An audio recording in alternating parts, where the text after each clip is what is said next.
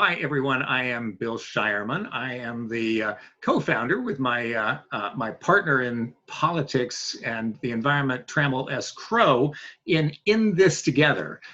In This Together is an initiative to help to bring together the country once again from our incredible political civil war, which seems to have divided us into alternative camps. One of the toughest times to deal with for us as a country in this is when it gets to be the holidays, and it is the holidays again, hard as it is to believe. And when we get together for our family meals, the advice that has proven, I guess, useful for generations, don't talk about politics or religion, still seems like a good idea. But frankly, as we approach this holiday, there are so many political turkeys on the far right and the far left with strong views that that just don't get along. It's hard not to talk about politics. It's just going to come up. This has been challenging for me as an individual. In our family get-togethers, we'll be doing it virtually this year. My family is mostly kind of political moderates, but we're intense moderates. We care deeply, and we do have leanings. My brother, his favorite piece is the left wing.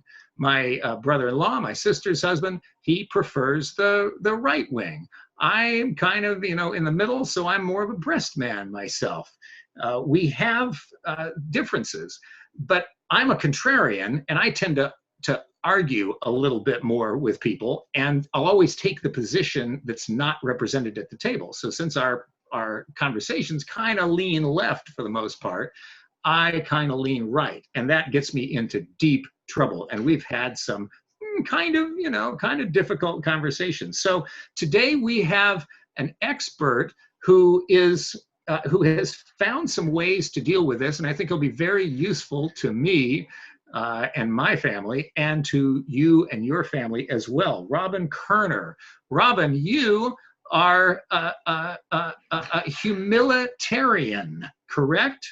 I am. I identify as a humanitarian. Exactly. Humanitarian, yeah. Yeah. Tell us how that came about. How did you become a humanitarian, the first humanitarian on the planet? I suppose. And what's happening now in the humanitarian movement as it grows? Yeah, okay, well, it's just launched. I think it's fair to say. But it's something that I've been kind of, I would say, working on in the back of my mind for over a year, in fact, as I've watched the United States become increasingly politically divided and polarized and tribal. And I was starting to notice over the last few years that poll after poll, survey after survey are showing that a large majority of Americans realize the way we're doing politics is broken. That politics itself is it's not only not delivering what it's supposed to deliver, it's kind of doing the opposite, right?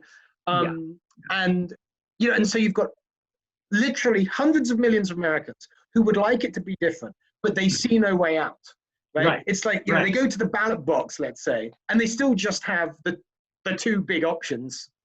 And we are baffled by each other in this, right? I mean, the people that I talk to, I work with both, liberals and conservatives, and I have good, deep friendships, people that I love on both sides, and they're both completely baffled by the other right now. They say, how could 70+ million people vote for that guy? They both realize that there's maybe a problem with both of the candidates that we recently chose between, but they just can't see how 70+ million Americans can vote either for somebody that they think is going to walk us into socialism, or somebody that they think is going to walk us into authoritarianism, or maybe already has. They're just confused. How do you deal with that now? So now I should back up a little bit more, because what I've been doing for about the last decade is working as a political psychologist. And the thing that really kind of most interests me is, in a way, the question you've just asked me. This idea that that what we already know, even if it's wrong, so you could say what we already believe, determines what we perceive. Not only how we interpret what we perceive, but actually This is tested in laboratories over and over again now. Yeah. But it actually determines how we collect data about the world. There's some fantastic examples of this, in empirical psychology, and now neurologically we even understand it in ways that we didn't used to. Yeah. So we really do live in different worlds. A committed Republican, let's say, and a committed Democrat, they really do live in different worlds, and they experience the same things, the same phenomena quite differently. So you get this situation of people talking past each other all the time. And you mentioned the Thanksgiving holidays, sitting with the family at the top of this chat we're having. And so in that closed environment, that's what begins to happen. One person says something, lays out a position, another person lays out another position, they talk past each other. Not only, if anything, do you not persuade the other person, you probably just cause them to become more entrenched in the position that they initially expounded, right? We see it all the time. So where does that get us? We have violent agreement on issues so often. And I feel like I'm saying something that they agree with, and they're yelling at me, and then they're saying something that I agree with, and I'm yelling at them. And I'm not sure where all that comes from. So what's the approach? How can we raise ourselves to be humanitarians when we have dinner and conversations with people that we love, who come from, who are stuck inside different echo chambers, hearing different versions of the reality? Okay, so let me start to answer that by saying what this word means, humanitarian, because it's a new word, right? So it means to be committed to principles of discourse and treatment of others with whom we disagree. That, if you like, are more fundamental than our political views. They're kind of meta to politics, right? It's a way we're going to do politics and discuss politics and think about political ideas. And if you're a humanitarian, you say that commitment is more important than my progressivism or my conservatism, in as much as if we are in either of those camps, and we could be a Republican humanitarian, or a Democratic humanitarian, or a Libertarian humanitarian, or whatever it might be. Humanitarianism, if you like, is it's the cure for the tribalism. So if you're a Democrat and I'm a Republican, we are likely to encounter each other through those tribal labels, and so we've got that distrust. So that even if we do agree at some level on something, as you say, it might be a violent agreement. It might be that I'm coming at you, right? I'm listening to what you say so that I can refute it, because that's what the labels are inviting me to do. If you're a humanitarian Democrat, like a humanitarian Republican, it says, look, we don't have to distrust each other. It says that what we're really doing maybe is coming at a shared problem from different perspectives, but it is a shared problem. We're going to treat each other's views with an open mind. We're going to treat our own views with humility. We're going to remember that there's something that we don't know about the world, the knowing of which can change everything. We're going to remember that if we had different experiences, we may ourselves come to different opinions, right? We've all walked different paths, and so this is, and we take responsibility. Go ahead. So here's the practical challenge that I find. I mean, the reality today is we are literally, as you said earlier, we're living in different worlds, different media worlds, constructed media worlds that we've actually constructed for ourselves based on how we click, right? Because the algorithms of social media have been perfected in some ways by big data analytics to track exactly what we're doing at all times online, and to put in front of us those messages that we are most likely to click at any one time, so that they can then display the advertisements that we are most likely to subconsciously or consciously register, as a consequence. So we're living in these worlds, and these two worlds have a different language, but they haven't told us that there's a different language. They have words that mean entirely different things on the two sides. So let's take a couple of easy ones, like capitalism and socialism. So I consider myself a capitalist. I love free enterprise. I love, local markets and the interplay of people creating things and selling things to others. That to me is beautiful. It's a part of the human ecosystem. And if somebody says, I hate capitalism, or they say, well, we're in late stage capitalism, we're about to graduate into socialism because we're so much more elevated, that pisses me off. I get angry about that. Now, somebody might say to me, I'm a socialist, not me, but they might claim that they are socialists because they want to share. They want to share Earth's bounty with one another. They think we should be supporting one another and so on. So they have a very different definition of socialist than I do. To me, a socialist is somebody that supports an authoritarian regime in which choices are taken away from people. We can't trade with one another freely, and our lives are constrained by a top-down centralized power. Well, guess what? That's how they define capitalism. So, we're obviously talking about defending the same thing, but we're in violent agreement with one another because we're using two different terms. How do we get through that? Right. So, and I think that's a good example, because I think people across the political spectrum know that capitalism and socialism are trigger words. I mean, each side uses the word against the other, right? So we always have a choice not to go in with the labels. So much hangs on each of those words. I mean, they're complex concepts, both of them. They both have a big histories, right? So it's much better to speak to someone, to affirm, and then speak to someone's intent, right? Yes, and we all have good intent. We all have fundamental principles, because we're all that we do share. So, for example, to use your capitalism example, a capitalist like you might say, I'm a capitalist because of all of these reasons, and capitalism is the most effective way in human history of reducing poverty, right? Now, if you, which I think that is true historically, I think it's actually hard to dispute. But if you were talking to somebody who self-identified as a socialist, and you started by talking about capitalism, you're signaling to him from whatever you're about to say about it, you're signaling to him that you're from the other side. You are comfortable with a different language. You're comfortable with the opposing labels, right? Triggered him to You've done it. You've done it. Now, you could actually make the exact same case, but putting the sentence the other way around, you have a completely different effect. What you could say is, I'm for the most effective way of ending human poverty.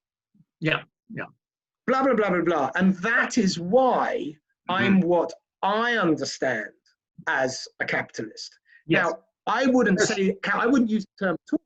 I wouldn't even, why use it at all? Why not say you're for a system of voluntary transactions for mutual benefit? I think that's a beautiful way to do it, and similarly, the socialist who might trigger you might say, might lead with their motivation for what they understand to be socialism, for their commitment to what they understand to be socialism, rather than just throwing the label at you. And that's very good advice at the Thanksgiving table as well. You know the trigger words. You know the trigger words. But there's a tendency to think that we actually agree about how to get there. That if it comes down to saying, okay, well, what you think of as the harms of capitalism, I think of as the harms of socialism, so we really agree. But there are valuable differences in the way that folks on the left and the right think about issues. The classic articulation of those is that conservatives have a constrained worldview. They have a somewhat more pessimistic worldview. They say that people are basically selfish, and nature, or the environment around us, is challenging, dangerous, and so they tend to be very protective. They're looking out for what's wrong out there. They're looking out. They're maybe suspicious of people because they know that there are dangers that are lurking, and that what they have needs to be protected. So they like police. They like soldiers. They like ministers that discipline us to be vigilant, and so on. Folks on the left, they have a more unconstrained view. They see human beings as basically selfless, and nature and our surroundings as supportive of us. So they tend to not be as enamored with disciplinary figures. They tend to see disciplinary figures, police, soldiers, hardcore ministers, as oppressors. And that when people do wrong, they're doing wrong because they've been oppressed in some way. They're the liberators. Now that's a pretty good combination. If you've got a society that has protectors to protect what we have and liberators to overcome the oppression and the constraints on what we can be, that's a very healthy society. But right now, those two communities that need to be together are divided across our tables at Thanksgiving and meals of the holidays. How do we get them back together? Is the secret to not talk about politics, to keep that off the table, not talk about religion and so on, or should we be talking about it? Yeah, my mother said, you mentioned politics and religion as the two things that you don't talk about, right? My mother always said sex, religion, and politics. But as you rightly say, one of them's going to come up. One or more will come up. Yes, right. To your exact question, it may be that you're sitting at the table with someone who, let's just say, is so closed-minded that no good ever comes of it, right? Yeah. Now, in that case, you can choose peace rather than whatever will happen when you indulge, in the conflict. You can just not do it. We're not fish. We don't have to take the bait. I deal with candidates and nonprofits. That's a good bumper sticker. That's a good bumper yes. sticker.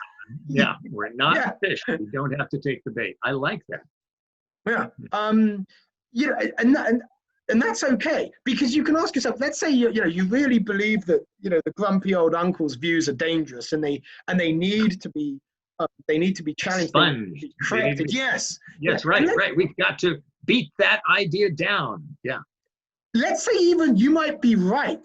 Ask yourself, taking this on with this man in this way right now, will that actually reduce the impact of his views? Will that loosen his commitment to his views, or may it do the opposite? Think about that. Because if what you really want to do is make the world a better place by loosening, let's say, this man's commitment to his views, then don't do the thing that's going to do the opposite. Why would you want to? Probably because you're reacting, because you're not taking full responsibility for your own emotions, which is really the bottom line here. So don't I have a right, though? I am angry about politics. I am angry about injustice. I am angry about the destruction of the environment. I am angry about anger and hate and how it's being used to divide us. Don't I have a right to express that just straight out? These are my feelings. This is my experience. Well, this is, again, a great question. Of course, you have a right. We have free speech. You can say whatever you want to whomever you want to say it. However, if your goal is to make the world a better place because you think these ideas are going to make the world a better place and these ideas are doing the opposite, then you need to take responsibility for the effect of what you say and when you choose to say it, right? Just going, telling your truth. That the outcome can go both ways. But and that's nice and easy to say. But but look, I'm a part of a group that is subjected to abuse. Now, granted, I'm a European white older man, and we are the inheritors of a great deal of privilege over time. But because we are the inheritors of a great deal of privilege over time, that we do or don't, recognize, we're now also the subject of a lot of critique.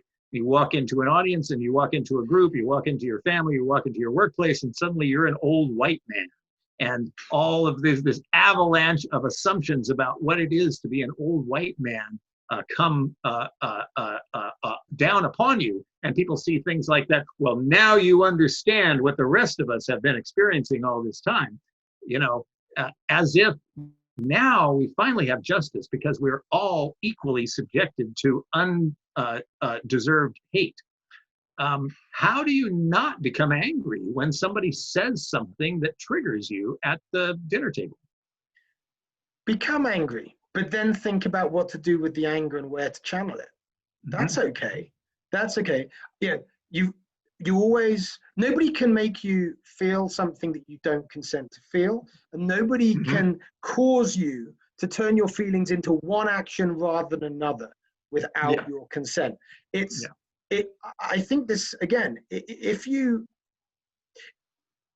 can't claim that you are justified in exclaiming just because you're hurting, when that exclamation isn't going to reduce the hurt, to solve the problem.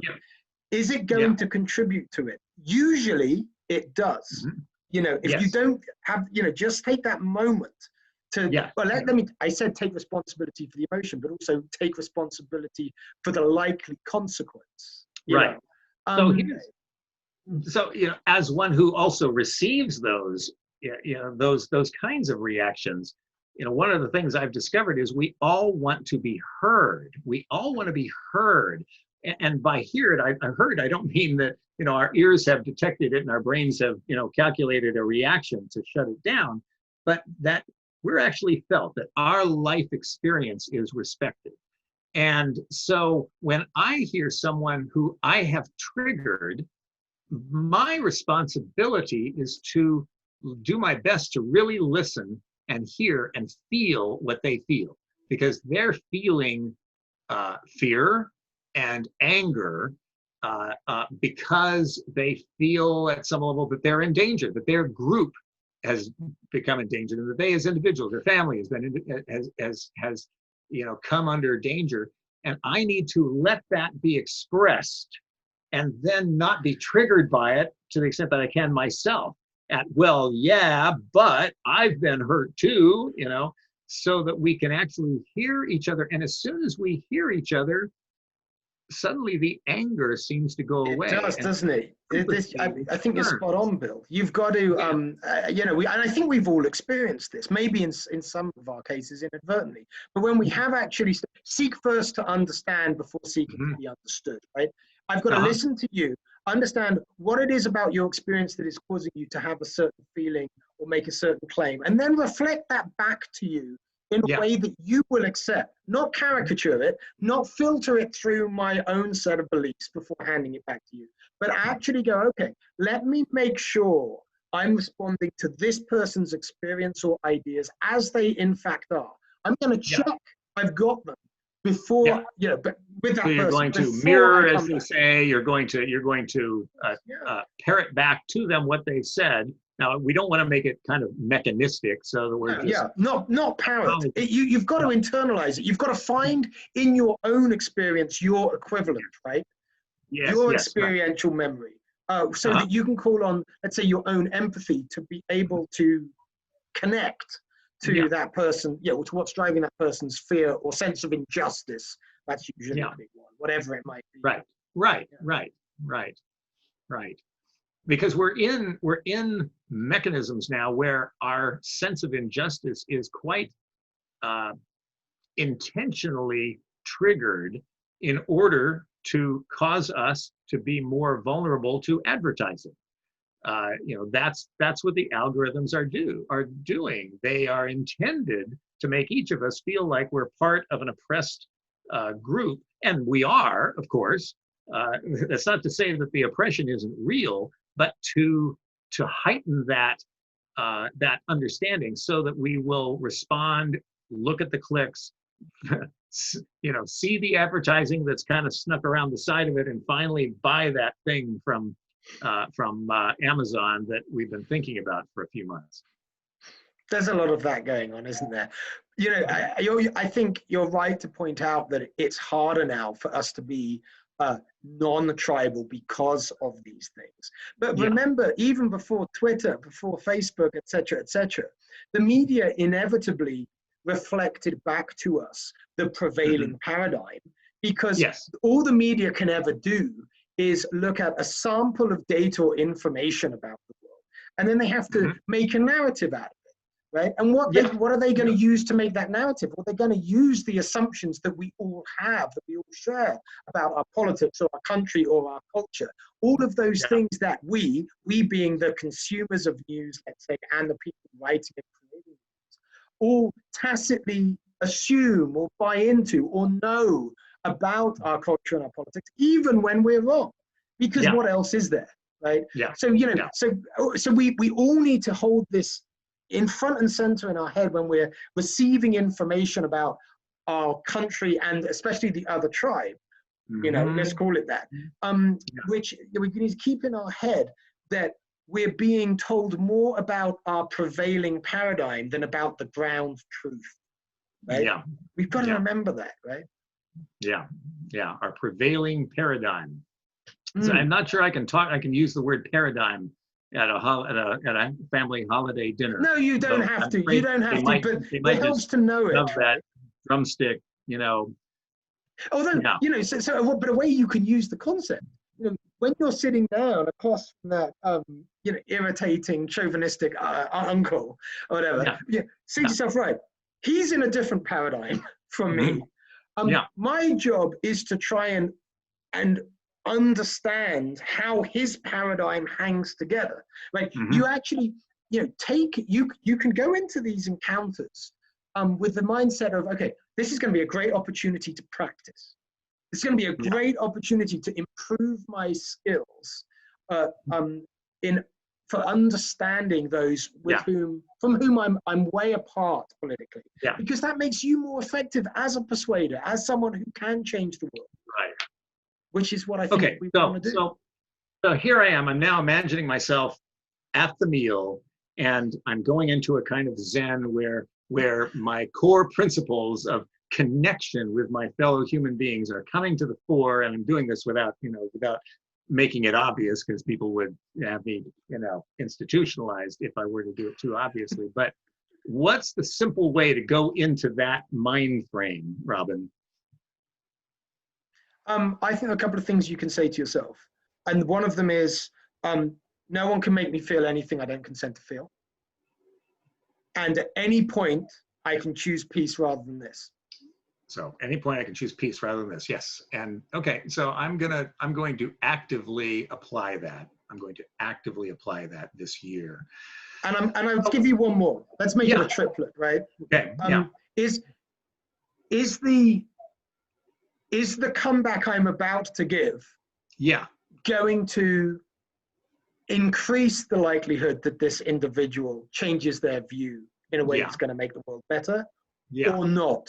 Because if not, you're not doing it for the world's benefit. You're doing it just for your own. Yes, right. I'm assuaging my own ego and so on. So if I can say, I mean, here's what I want to, here's what my favorite self would do. My favorite self would feel the pain that the other person is feeling. Feel that pain, whatever it is, just feel that pain and make it evident that I get it, that I really get it. And acknowledge it explicitly. Then maybe express my pain as well. We don't get this too down. We still have to tell bad jokes and things like that. But to express that so that we really do understand that we're two human beings trying to figure this out. There's another thing you can use as you're doing that, which is people will generally let you know when they are open to what you have to tell them about your experience. And they'll generally let you know by asking you. They'll ask you a question. And even though I deal in political psychology professionally, I, as a rule of thumb, it's not a completely hard fast, but as a good rule of thumb, I simply suggest don't provide any political opinion until you ask for it, right? Because then you know it's going to change that person's mind. It has the potential to change that person's mind. They're open, right? And the way to get to that point, to get someone to be open to your experience, your view, your idea, is to keep showing them, as we've been discussing, that you're open to theirs, and indeed that you've understood theirs. As salesmen say, you've got to give some to get some.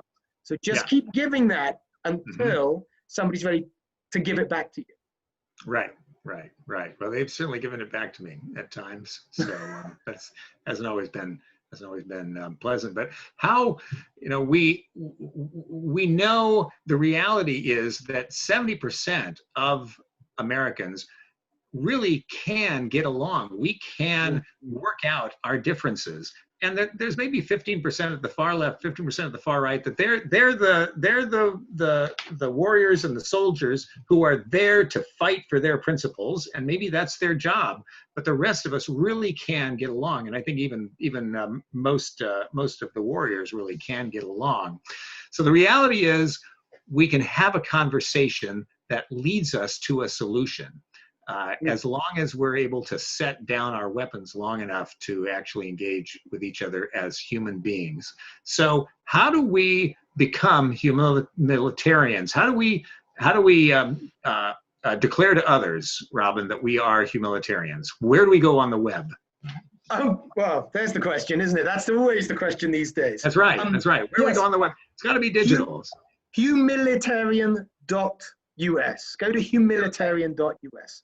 Right. And there you will find a bunch of principles that people from all across the political spectrum, left, right, socialist, Democrat, Republican, conservative, whatever it is, they pretty much all go, yeah, I believe that. I can buy into that. And what we want to do is make explicit these deeper points of agreement. So, for example, the idea that it's helpful to judge ideas without always judging the people that have them. The idea that we should measure our compassion by the good that we actually do rather than just the strength of our intentions. These are things that people, I say, across the political spectrum agree about when you present them with these ideas, when you remind them of these ideas. And if you can begin your political discussions with a declaration of a commitment to those, if you like, meta-political principles, then those political discussions become a discussion about finding a shared solution to a shared problem, just starting in different places. Well, that's not as scary, right? I don't have to, it takes away the distrust because we've all signed up on a healthy discourse, civil discourse, on as I say, judging ideas fairly, etc. So if you go to humilitarian.us, you can see a list of those principles, and you can hear from a few people who've declared themselves humanitarian. And then if they resonate with you, and I bet you they will, just if somebody asks you your politics, instead of saying, I'm a Democrat or Republican, you can still be, of course, say, I'm a humanitarian, to let everybody know that what you're really interested in is that we conduct politics in a way that's productive, rather than just keep doing this zero sum, us versus them, or even negative sum, us versus them. Let's make it positive sum politics, right? That's what humanitarian does. Terrific, terrific, terrific. Well, I am someone who, I love what my country can be. I love empowering people to fully express ourselves as we actually are. I love the fact that when we bring our full, diverse selves together, that we become more than we are apart. I love what we have that we treasure, that we find to be sacred: nature, people, and our connections to one another. And I love what this gift is that we've received and the potential that seems to be there. Whether that makes me a progressive or a conservative, whether it makes me someone who loves capitalism or socialism, or someone who loves America or loves changing America, I'm not sure where it is, but I think that's where we all are. And if we can join together at humilitarian.us and inthistogetherAmerica.org, inthistogetherAmerica.org, 5 million of us have the potential, have the power to shift politics and shift media so that we are brought together again, so that we begin to reunite. So Robin, thanks for everything that you're doing toward that. And let's see if we can join with 5 million other people and change America for the better. And if I may, that's why I came up with this word. Because how do we 5 million know that we're there? We've got to have, I hate the labels, but you've got to have something. Right? So you will know because we'll be humanitarian. And then the political establishment will be on notice that we're out there. That this is how we want our politics conducted. That is enough, as you say. actually change what it's like to be American. So right now, become a humanitarian until one side or the other decides that they own the term and the other side decides that they are going to demonize the term, and then we'll have to come up with a new term. But for the time being, humanitarian is not owned by the red or the blue. No. It is purple, and it is all of us. So yeah, let's be humanitarians. Thank you, Bill. Thanks for having me. Thank you, Robin. All right.